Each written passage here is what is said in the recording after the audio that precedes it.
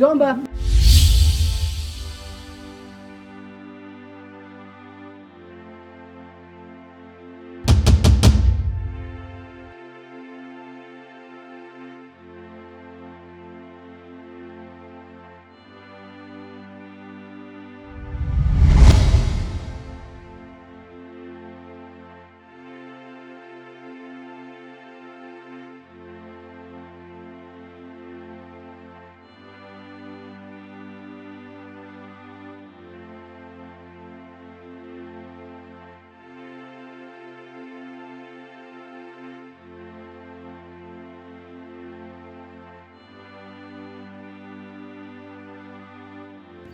Ndugu zanguni, huyu mtu amechokoza vita. Haiwezekani aweze kumfanyia ndugu yetu namna hii. Hivi hajui sisi ndio wakuu wa shughuli hii? Sasa tutamwonyesha kwamba sisi ni wakuu kweli wa kazi hizi.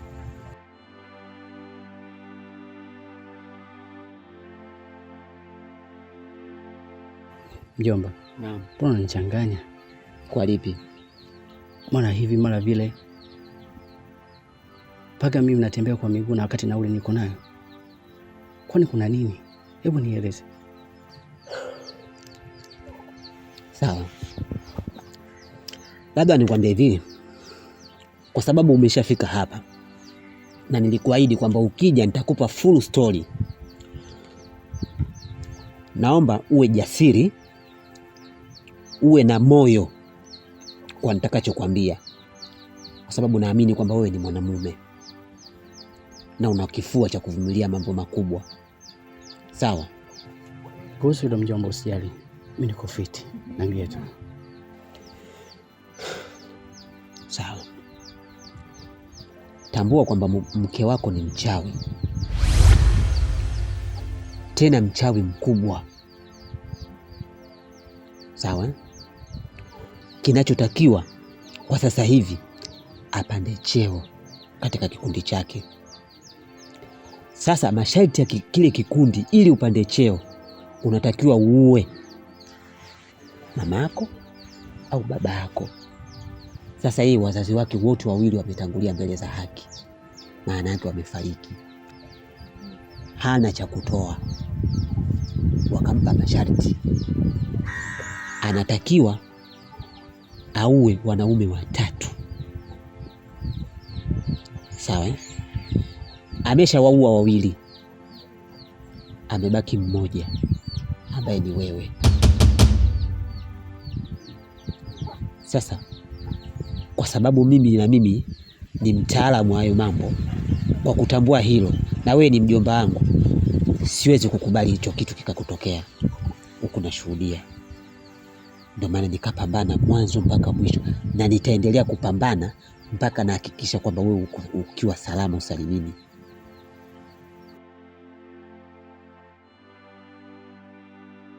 Fahamu fika, hata nilipokuwa pale nyumbani nilikunusulisha kwa mambo mengi sana. Kulikuwa na mambo mengi ilibidi ya kutokea pale ambayo mimi nimeyasolve. Yaani nimekusalimisha, nilijitoa kwa ajili yako. Kingine usichokijua, hata safari ya kuja huku, ulivyokuja huku, ndio maana nikakwambia shuka kwenye bodaboda, tembea kwa mguu, kwa sababu nilijua kabisa kwamba bodaboda ile ulioipanda ingesababisha kifo chako. Lakini mjomba, mke wangu hajui kwamba nimekuja huku. Sasa hiyo ajali ingesababishaje? Sawa, usilolijua sawa na usikuakiza, na kuhakikishia kwamba hapa umefika naye mkeo, maana yake umekuja naye bila wewe mwenyewe kujua. Ameshindwa kuingia, alivyofika hapa ameshindwa kuingia katika hii himaya.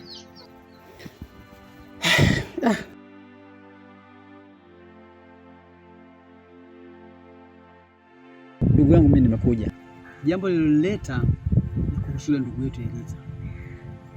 Eliza jambo lake lile limekuwa ni gumu sana. Yaani mimi nimehangaika vya kutosha, lakini kwa kweli naona ninakaribia kushindwa. Na ninashindwaje? Kwa sababu yule Eliza mjomba wake amekuwa ni moto kweli kweli. Kwa hiyo ujaji wangu mimi kwako ni kwamba unipe wazo au unisaidie. Hadi na wewe umeshindwa. Sasa sijui nitakusaidiaje kwa kweli, maana leo jioni mimi naondoka, nasafiri.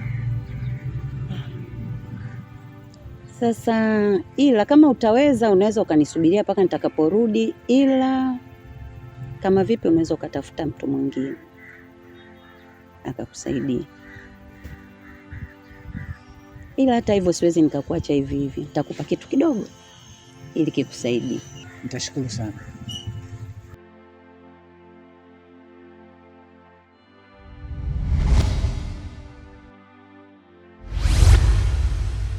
Sasa mimi ndo naondoka. Ndio. Nilikwambia nitakupa kitu. Mtu mwenyewe ndio huyu hapa atakayekusaidia. Ndio. Kama mkiweza sawa, kama ikishindikana mnisubiri mpaka nitakapokuja. Sawa sawa. Nashukuru sana.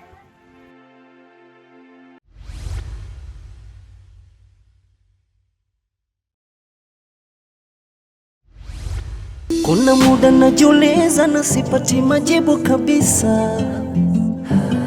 Naona giza. Zanguni, nimewaita hapa. Kuna kazi iliyoko mbele yetu itabidi tuifanye. Kazi yenyewe ndio hii hapa. Hiki ni kitoweo chetu, lakini huyu hapa anataka atutolee kitoweo chetu.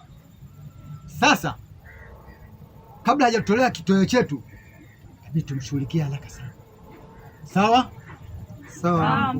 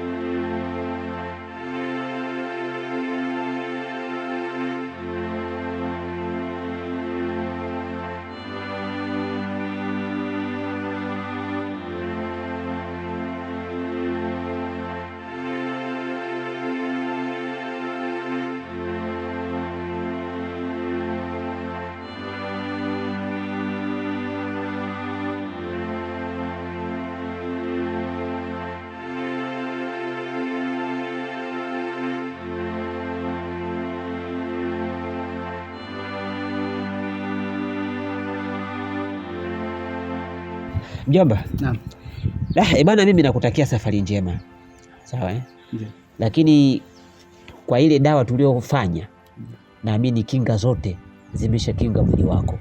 Uko vizuri. Sawa Kwa hiyo hakuna yoyote atakaye kuchezea kwa ushirikina. Kwa hiyo ninachokueleza ni kwamba nenda tukafanye shughuli zako kwa amani na utulivu. Nikutakia safari njema. Mjomba. Kwanza mimi nashukuru sana. Acha niende. Wewe nenda, mimi nakutakia safari njema. Na kwako pia. Haya, sawa. Kama ningejua kesho, huenda ningeacha hichi ninachofanya. Huenda ningejua kesho, ningeongeza juhudi kwenye hichi ninachofanya.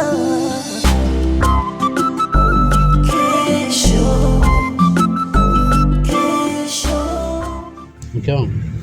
Abema. Chakula cha leo ni kitamu sana. Kama wewe ulivyo mwanamke mzuri kwenye maisha yangu. Nikwambia kitu. Kipindi niko kazini, ndikimisi sana hichi chakula. Mimi najua mume wangu chakula changu nakipenda sana. Na nimekuandalia chakula ambacho nakipenda sana. Unajua ninavyopenda. Ila maliza kula ukale mume wangu. Sawa? Nyoka mkubwa wewe. Dawa yako inachemka. Utainywa hata kwa bakora. Hakika nimepata mke. Nakupenda sana mke wangu. Wewe jichekeleshe tu kama chizi kaona jara jipya. Hivyo nadhani sijui kama ulienda kwa mjomba wako. Nitakunyoosha.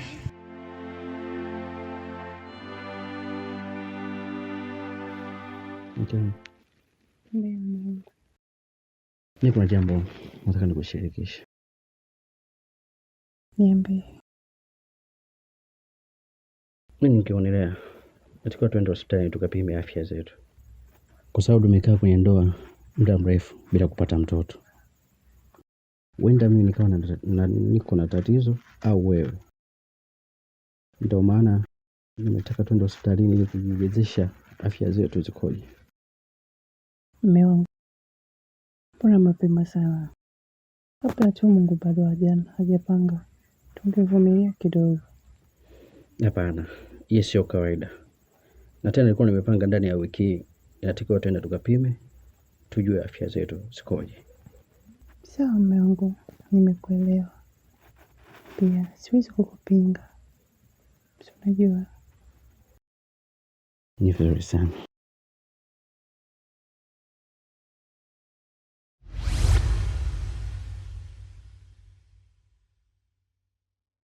Yaani miaka yote hata mtoto sina, kumbe naweka mbolea kwenye kinu.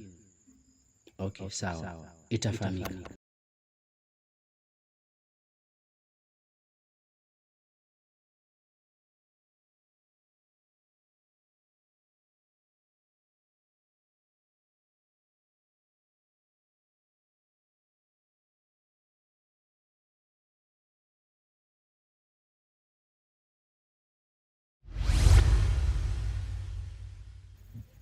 Mke wangu, mbona umeniwekea kinu? kinu hamna mwangu. Mimi nahitaji mtoto.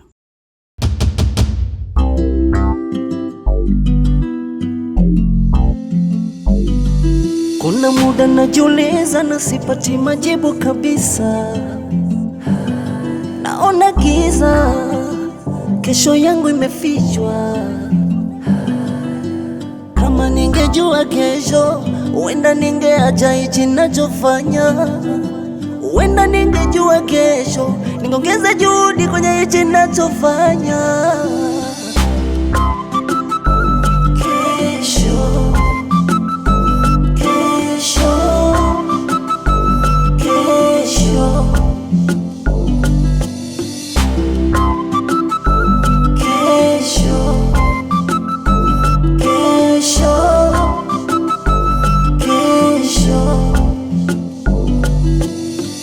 hujafanya jambo kwa mwenzako hata kwako, jiulize nini matokeo ya kesho. Unafurahi leo tamu kwako, kwangu chungu, ila tambua kesho kwako chungu, kwangu tamu.